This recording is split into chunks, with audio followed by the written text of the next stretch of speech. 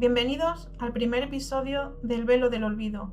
Yo soy Teresa de la Rosa y juntos desenterraremos historias olvidadas de lugares que en otro tiempo estuvieron llenos de vida y que son, a mi modo de ver, contenedores de energía de las personas que una vez los habitaron, ya sean casas, iglesias, hospitales, cementerios, incluso pueblos enteros abandonados en los que la naturaleza se abre paso a través de sus ruinas. No estoy hablando solo del aura sobrenatural que parece envolver algunos de estos lugares, ni de los hechos inexplicables que pudieran ocurrir en ellos, porque en la mayoría de los casos estas manifestaciones son tan sutiles que su interpretación dependerá en gran medida de las creencias de las personas que sean testigos de cualquier supuesto fenómeno paranormal. Lo que a mí realmente me vuela la cabeza es pensar que en un sitio que ahora se encuentra abandonado, hace 50, 100 o 300 años hubo alguien que hacía en ese mismo lugar su vida normal y corriente, que pisaba ese mismo suelo y tenía su forma de vida, sus anhelos y sus miedos, igual que los tenemos nosotros ahora, y que nunca se imaginó que otra persona, X años después, recorrería ese mismo sitio con la mirada y el contexto que el paso del tiempo trae consigo. Igualmente, ¿quién me dice a mí que dentro de no sé cuántos años no haya alguien dentro de mi casa, abandonada en un tiempo futuro, preguntándose quién vivió allí? Aparte de dar contextos de estos lugares, siempre por favor que quede claro, desde mi experiencia, mis creencias y la información que haya podido encontrar, que en algunos de los casos es tan diferente entre unas fuentes y otras que es difícil hacerse una idea concreta de la realidad, sobre todo si está relacionado con hechos luctuosos. Quiero dejar bien claro que yo no poseo la verdad absoluta de nada, tanto es así que en cada episodio os contaré una historia, escrita por mí e inspirada en el lugar del que estemos hablando. Insisto en que dichos relatos estarán basados totalmente en la ficción. Y ya sin más, os doy la bienvenida a todos. Muchas gracias por estar aquí, espero que paséis un ratito entretenido y solo os pido que mantengáis la mente abierta y os dejéis llevar por lo misterioso de estas historias. En el episodio de hoy nos adentraremos en el Sanatorio de la Marina, un lugar cargado de historias que alguna vez fue refugio para enfermos y que hoy se alza como un inquietante recuerdo del pasado. ¿Queréis cruzar el velo conmigo? Comenzaremos hablando del contexto histórico en el que fueron creados la mayoría de los sanatorios en esta época. Y no hablamos solo de España, porque en otros lugares del mundo también se construyeron, ya que el mal, conocido como tuberculosis, asolaba gran parte del territorio mundial. Su periodo de máxima extensión fue entre finales del siglo XVIII y principios del XX. En 1921 fue administrada la primera vacuna contra dicha enfermedad, pero no fue hasta 1930 que comenzó a distribuirse, aunque tardaría aún en llegar de forma masiva. Hasta entonces, el mejor remedio que se conocía era aislar a los afectados en estos sanatorios construidos en zonas de montaña, ya que se pensaba que el aire limpio y fresco ayudaba a sus defensas. Eso, acompañado de buena alimentación y cuidados específicos, garantizaban a los enfermos sobrellevar su dolencia de la mejor manera posible, ya que en algunos casos los pacientes podían pasar años ingresados. Por desgracia, la estancia en estos sanatorios no garantizaba su curación, ya que un alto porcentaje de ellos no superaba la enfermedad. En la teoría suena bastante bien, pero en la práctica muchos de estos sanatorios duplicaban e incluso triplicaban su capacidad. La higiene y los cuidados de algunos de los trabajadores también dejaba mucho que desear. Era tal la desesperación y la agonía que allí se vivía que en muchos casos los enfermos llegaron incluso a quitarse la vida ante la seguridad del fatal desenlace que les esperaba.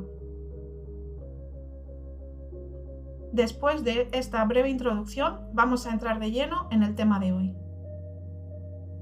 El Sanatorio de la Marina se construyó para atender a los enfermos de tuberculosis y enfermedades respiratorias de ámbito militar. En 1932 se decidió que se ubicaría en el pueblo de Los Molinos, en Madrid, España, en plena Sierra de Guadarrama, para lo que el ayuntamiento cedió los terrenos de Matalascabras.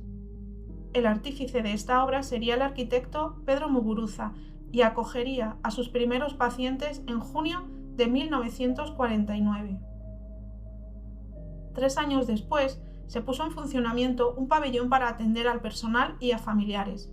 Además de caminos asfaltados y zonas ajardinadas, la finca de 69 hectáreas la ocupaban diferentes edificaciones, entre ellas un edificio principal de 6 plantas.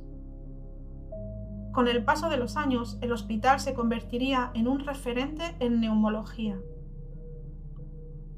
A partir de 1995, se convertiría en residencia geriátrica para altos cargos de la Marina, cerrando sus puertas definitivamente en 2002. Desde su clausura, son numerosas las personas que, atraídas por su leyenda fantasmagórica, como ocurre con otros edificios abandonados, han querido experimentar en carne propia los fenómenos que, según diferentes testigos, se producen en el interior de su edificio central. Quiero destacar que no hay registros de que en este hospital se produjesen malas prácticas o maltrato alguno con los pacientes, al contrario de lo que sí ocurría en otros sanatorios. La fama de hospital maldito le llega de los testimonios, más o menos creíbles, de personas que se han adentrado en él una vez abandonado, y no siempre con la mejor de las intenciones, como cuando el único objetivo ha sido vandalizar el edificio. Me llama la atención que la gente que dice haber vivido alguna experiencia de tipo sobrenatural en este tipo de abandonos, siempre experimenten lo mismo: pasos, gritos, llantos, sombras que se asoman desde el interior de alguna de las habitaciones. Me pregunto por qué alguien que sufrió tanto en vida en un lugar así decide quedarse allí por toda la eternidad. Personalmente me inclino más a pensar que quizá esas emociones se quedasen atrapadas entre sus muros, impregnando el lugar de dolor y sufrimiento, como una sombra que nunca se disipa, y son estos ecos del pasado lo que se manifiesta de forma espectral. ¿Y si algo o alguien verdaderamente rondara por su interior? Dejo aquí esta pregunta.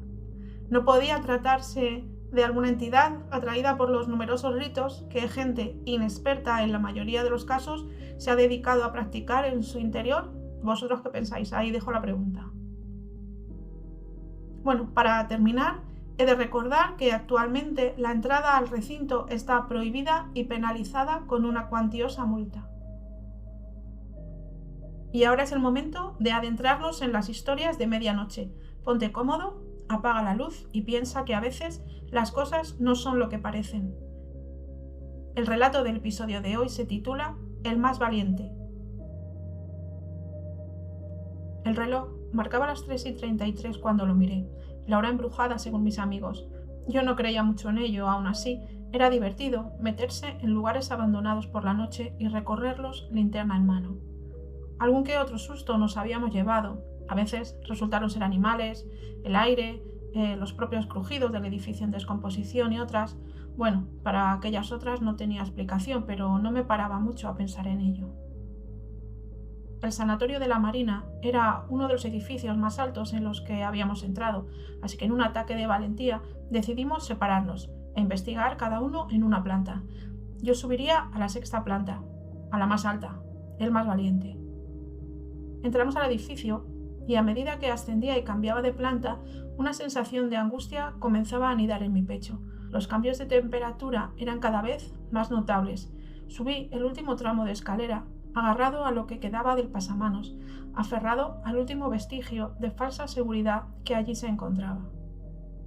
Nada más poner un pie en el rellano, sentí una corriente de aire gélido. Un escalofrío recorrió mi cuerpo de arriba a abajo. Todos los cristales del edificio estaban rotos. Era normal que hubiese corrientes de aire. Ahí estaba la explicación. Yo no me asusto por estas cosas, me dije, aunque algo dentro de mí me decía que esta vez era diferente. Aquella enorme planta era abohardillada y estaba dividida en 2 grandes estancias, una llena de oxidadas taquillas y otra que parecía haber servido de almacén. Unas voces llamaron mi atención al instante. Mis amigos, pensé, estaban en la planta de abajo. Corrí hacia ellos por las escaleras. No quería pasar ni un minuto más en ese sitio. Llegué a la 5ª planta y avancé por el pasillo que daba a las habitaciones. De una de ellas salía un resplandor blanquecino. Fui hacia allí, debían estar dentro. Al llegar al hueco de la puerta, la luz desapareció, pero antes me dio tiempo de ver que no había nadie. De pronto sentí una presencia detrás de mí, me giré, pero no vi a nadie. En ese preciso instante, una risa llegó desde dentro. Me estaban gastando una broma, era eso. La habitación tenía terraza, allí era donde se debían haber escondido. Crucé la estancia con intención de asomarme cuando algo crujió debajo de mis pies. Al bajar la mirada, vi mi reflejo partido en cientos de pedazos. Había pisado un viejo espejo. Salí al balcón y tampoco encontré a nadie. Me estaba empezando a asustar. De verdad, había oído a alguien reírse. Miré hacia abajo sujeto a la barandilla. El aire que hacia afuera traía consigo ruidos desconocidos. Hacía mucho frío, así que decidí bajar y buscarlos. Quería marcharme ya. De repente escuché un gran estruendo bajo mis pies, como si alguna parte del edificio se hubiera venido abajo. Salí corriendo de la habitación y me dirigí escaleras abajo llamando a mis amigos. Según bajaba, me fui encontrando con varias esferas de luz que se hacían más grandes y brillantes por momentos. Incluso llegué a atravesar varias de ellas. El frío era tan intenso que me dañaba la garganta al inhalar aire para respirar. Estaba temblando de miedo. Oía susurros que me seguían. De repente era como si cobrara vida cada estancia por la que pasaba. Por fin llegué abajo y los vi. Estaban todos juntos en la zona de recepción. Miraban arriba y abajo, estaban gritando, pero no lograba entender bien lo que decían. Se llevaban las manos a la cabeza y se abrazaban unos a otros. Corrí hacia ellos desesperado. Detrás de mí podía escuchar como un gran número de personas bajaban corriendo por las escaleras. Cuando llegué junto a ellos, grité que nos marcháramos de allí, pero no me hacían caso, ni siquiera me miraban. Me acerqué a ver qué era eso que miraban con tanta desesperación y mi mundo se paró en seco cuando vi un enorme agujero en el techo y a mí mismo tirado con el cuello quebrado encima de una montaña de escombros.